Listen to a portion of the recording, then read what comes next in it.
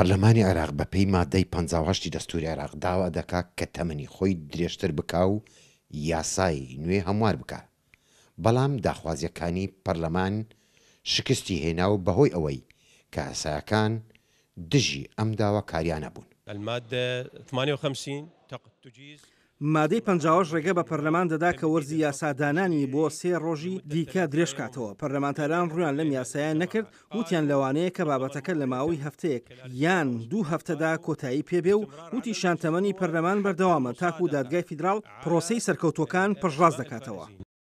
تەمەنی پەرلەمان کۆتایی پێهات و قەوارە سیاسەکانیش تاکو ئێستا نەیانتوانیوە هاوپەیمانیەکی زۆرینە پێک بینن، بۆیە وەک چاودێران دەڵێن مەترسیەکان ئەوەن کە پرۆسەی سیاسی بکەوێتە ناو بۆشایەکی دەستوریدا.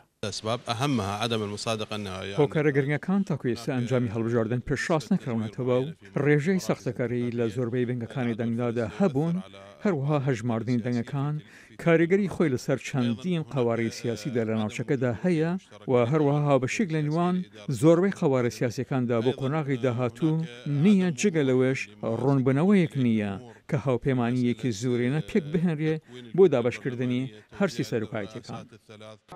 لە نێو ئەم کێشانەدا هەندێک لایەنی سیاسی گەشتبینین کە 4 ساڵی داهاتوو عێراق هەنگاوی باشتر بنێ.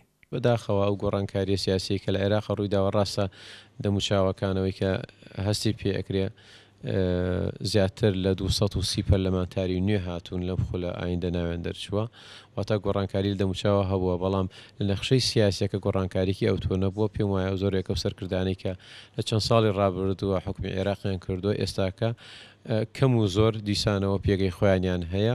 ئەمەش وا ئەکات عەقڵێتەکان گۆڕانکاری کەمتریان بەسەرا بێت. من بەش بە حاڵی خۆم گەشتبین نیم بۆی 4 ساڵی ئایندە 4 ساڵی باشتر بێت لە 4 ساڵی ڕابردوو. ئێستا گشتلانەکان چاوەڕێی دادوەرانن بۆ ئەوەی هەژمارکردنی دەنگەکان دەست پێ بکەن و پرۆسەی سیاسی لەم چاڵەدا ڕزگار بکەن. لە بەغداوە نزار عەبدوڵڵا، دەنگی ئەمریکا.